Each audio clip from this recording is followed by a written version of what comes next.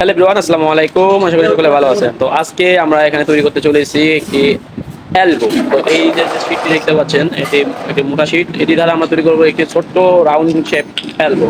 তো এটি কিভাবে মাপ নিব আর কিভাবে কি করতেছি সম্পূর্ণ আপনাদেরকে দেখানোর চেষ্টা করব। আর এলবোটির স্পেস হবে 5 ইঞ্চি। তো 5 ইঞ্চি একটি এলবো তৈরি হবে। তো আপনারা যারা এলবো তৈরি করতে চান শীট দ্বারা, তারা অবশ্যই ভিডিওটি সম্পূর্ণ দেখতে পারেন। তো এই প্লেন শিটটি দিয়ে, এই 18 গেজের শিটটি দিয়ে যে তৈরি করা হচ্ছে, চাইলে আপনারা বিভিন্ন গেজের শিট ইউজ করতে পারেন, কিন্তু সিস্টেম একই। তো ফার্স্ট আমাদের এটি একদম সমান করে লেবেল করে কেটে নিতে হবে। তো দেখতে পাচ্ছেন খুবই দক্ষতার সহিত এই লেবেলটি দিয়ে কিন্তু কাটা হচ্ছে। এটি হচ্ছে মূলত মাটাম ধারা আপনার পরিমাপ করতে হবে। তো এভরিওয়ান, আমি আপনাদেরকে মূলত মাপটি জানাই দিচ্ছি, কিন্তু এটা হচ্ছে হলো, তো আমাদের বোরিংটা হবে 5 ইঞ্চি, 1 সুত হচ্ছে আমাদের বোরিং। আর হচ্ছে মূলত লম্বায় থাকবে আমাদের 17 ইঞ্চি। তো এইভাবে করে আপনাদের যত ইঞ্চি প্রয়োজন ঠিক এইভাবে মাপ করে কেটে নেবেন। তো আমি জাস্ট আপনাদের কাটিং এবং কি ফিটিং কিগুলো দেখাতে হবে মূলত। আর ছোটো যে মাপগুলো সেটা অ্যাকচুয়ালি আপনাদের কাজের উপরে ধরন করে বানাতে হবে। আপনি বিভিন্ন সাইজের বানাতে পারবেন এই একটি ভিডিওটি দেখলে। তো আপনার না টেনে সম্পূর্ণ ভিডিওটি দেখুন যে কীভাবে কী কাটিং হয় আর কোন মডেলে মূলত কাটা হয়। আশা করি আপনারা নিজেরাই তৈরি করতে পারবেন। তো ইতিমধ্যে কাজের ফাঁকে ফাঁকে সেটাও বলে দিই, আপনারা যারা আমাদের চ্যানেলটি সাবস্ক্রাইব করেননি তারা অবশ্যই চ্যানেলটি সাবস্ক্রাইব করে রাখুন এবং পাশে থাকা বেল আইকনটি বাজিয়ে রাখুন, যাতে পরবর্তী নতুন ভিডিওগুলো সবার আগে আপনার ফোনে পৌঁছে যায়। তো দেখতে পাচ্ছেন একটি লম্বা স্কেল ধারা সমান করে কেটে নেওয়া হচ্ছে। আমাদের আরেকটি ওয়ার্কশপ আছে ওই সাইডে, ওইখানে কাজ চলছে, যার কারণে একটু নয়েজ আসতে পারে। সো এভরিওয়ান, দেখতে পাচ্ছেন একদম ছোট্ট মিলিমিটারের বেকাতেরাও কিন্তু আপনাদেরকে ঠিক করে নিতে হবে, তা না হলে কিন্তু এলবোটা মিলবে না।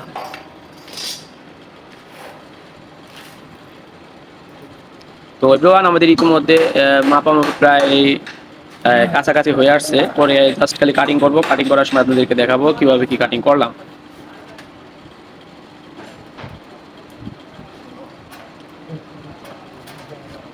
আর এখানকার যে মাপগুলো নেওয়া হচ্ছে আমরা আমাদের মতো করে নিচ্ছি। আর আপনাদের যতটুকু বড় ছোট প্রয়োজন, 3 ইঞ্চি করেন, 5 ইঞ্চি করেন, 10 ইঞ্চি করেন, যা যা যতটুকু প্রয়োজন সে সেই পরিমাণ মাপ নিয়ে আপনাদের মতো কেটে নেবেন। আর আমরা আমাদের যে মাপটা আমাদের মূলত 5 ইঞ্চি 1 সুত হচ্ছে আমাদের ব্যান্ডে চলে যাবে। আর হলো 5 ইঞ্চি মূলত আমাদের বোরিংয়ের প্রয়োজন, সেভাবে একটা মাপ দিতে হবে।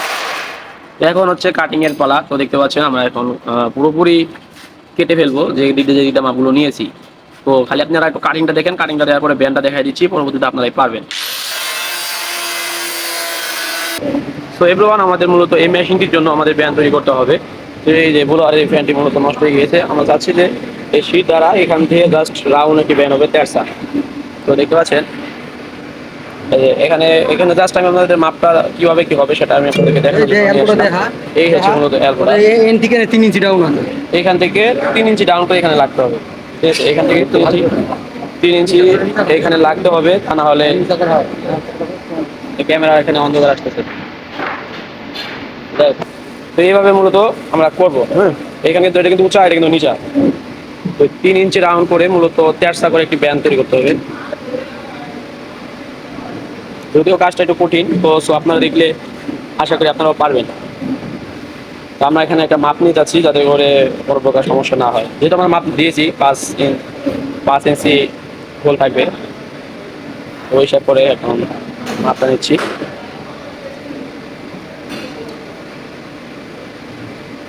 এটি মূলত একটি ব্লোয়ার ফ্যান। চাইলে এখানে হুস পাইপ ব্যবহার করা যেত, কিন্তু হুস পাইপ লাগালে বারবার হুস পাইপগুলো নষ্ট হয়ে যাচ্ছে, যার ফলে এখানে হুস পাইপ আর ইউজ করবো না। এখানে মূলত একদম এলবো লাগিয়ে দেবো। আর হুস পাইপ লাগালে এটা বারবার নড়তেছে, যার ফলে সমস্যা হয়। হুস পাইপ নরম এবং কি সফট থাকে, এই নড়ার কারণে সমস্যা হয়ে থাকে। তো আসুন আমরা এখন আবার ওয়ার্কশপে চলে যাই। ওয়ার্কশপে গিয়ে আবার নতুন করে মাপ দিয়ে করতে হবে। আমাদের কাটাকাটি মোটামুটি কমপ্লিট, দেখতে পাচ্ছি।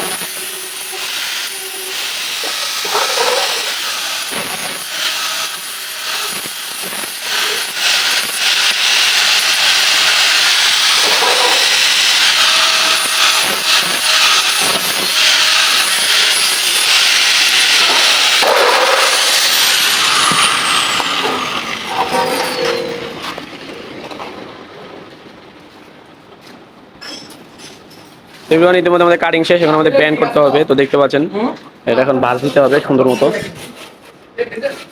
ভাঁজটি হতে হবে 100 মাপের।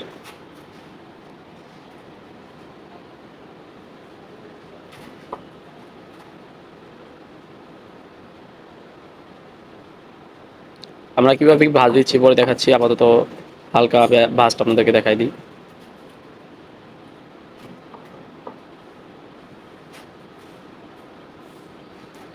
জাস্ট একটা রাউন্ড শেপ হবে এখানে।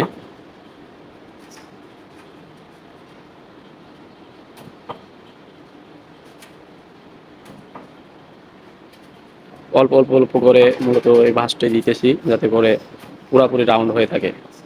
পরবর্তী আমরা আলাদা পাইপ দ্বারা 5 ইঞ্চি পাইপ দিয়ে বাড়িয়ে গোল করে নেব।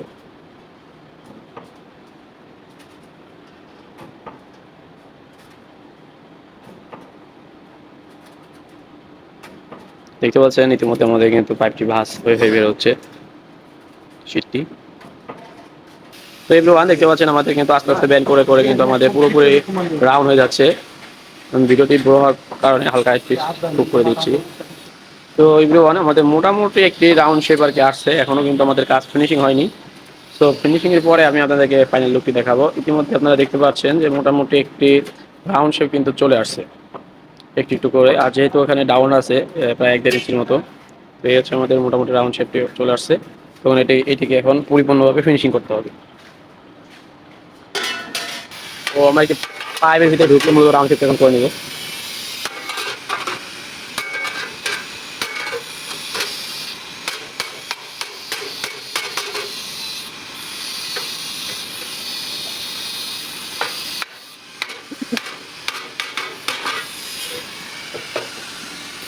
এভরিওয়ান এটা পুরোপুরি ব্যান্ড করতে হবে বাইরে বেরিয়ে, পরবর্তীতে আপনাদেরকে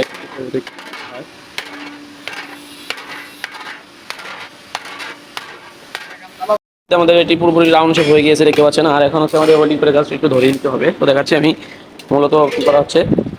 তো দেখতে পাচ্ছেন একবার 100 রাউন্ড শেপ হয়েছে। এখন জাস্ট হোল্ডিং করে আটকে দিচ্ছি অন্য।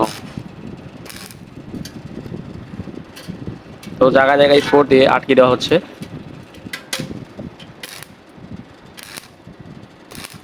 আর যাদের কাছে ওয়েল্ডিং মেশিন নাই তারা অবশ্যই রিপিট দিয়ে আটকে দেবেন। কলার করে আটকে দিতে পারেন। তো এটা 18 কেজি শিট কলার করতে হলে ওই যে সব মেশিন লাগবে মূলত, তা না হলে কিন্তু হবে না। আর হাতে ব্যান্ডিং করলেও এত সুন্দর হবে না, আমার হাতে যতটা ফিনিশিং হয় তখন এত সুন্দর হবে না। তো এই একটা হচ্ছে পুরোপুরি কিন্তু হোল্ডিং করা হয়েছে, এটাও কিন্তু সেম কাজের জন্য তো আর কি।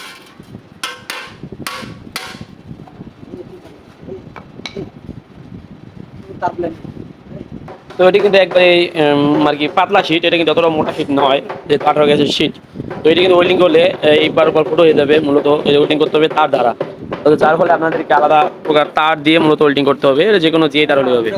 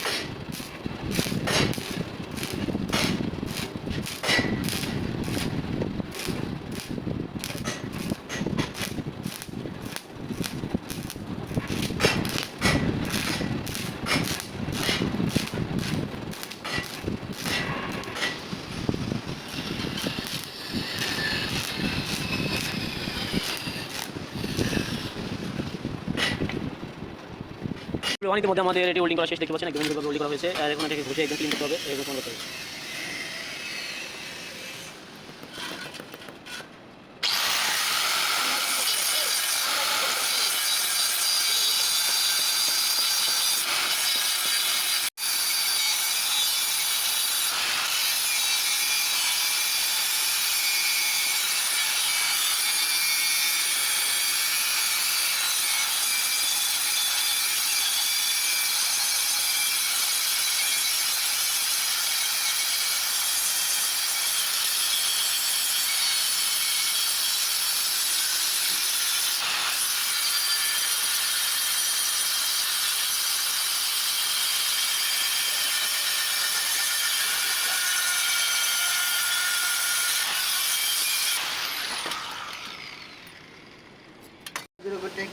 মানে এখন কি সব ডিগ্রি এলবোর ডিগ্রি কাটছি, পরে মুখ মিলাই ঘুরে ঘুরে মুভিং করে করে কাটতে হবে। আচ্ছা আচ্ছা।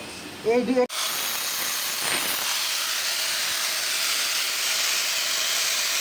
দেখতে পাচ্ছেন যে ইতিমধ্যে আমাদের গোল যেগুলো ছিল আমরা পিস করে কেটে নিয়েছি। এখন হচ্ছে আমরা এমনি করে কাজ করছি, এভাবে কেটে পরে আমরা বসে দেবো। এভরিওয়ান, আমাদের পিস পিস করে কাটার পরে এখন ইতিমধ্যে দেখতে পাচ্ছেন যে আমরা 90 ডিগ্রি অ্যাঙ্গেলে মিলানোর চেষ্টা করছি। তো 2 পিস মিলানো হয়েছে, এরকম সবগুলো মিলাতে হবে।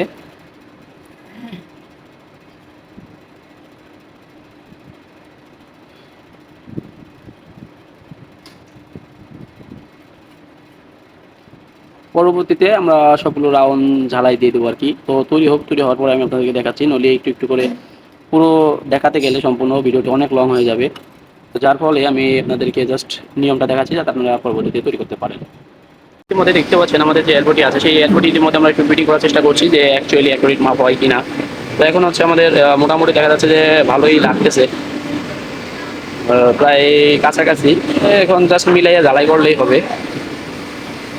তো এটা একটু ডাউন আর এটা হচ্ছে আপ, তার ফলে একটু মিলাতে ভেজাল হবে, ওটা একটু ব্যান্ড হবে এই আর কি। তো দেখতে পাচ্ছেন আমরা একটু পিস পিস করে কেটে নিয়েছি। আর এটার মাপটা অবশ্যই আপনাদেরকে বলে দিব পরবর্তীতে, আপনারা সম্পূর্ণ ভিডিওটি দেখতে থাকুন।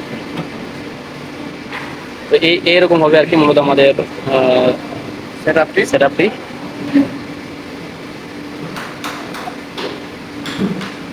তো আমরা তৈরি করি, পরে আপনাদেরকে দেখাচ্ছি ফাইনাল লুকসটা কেমন হয়।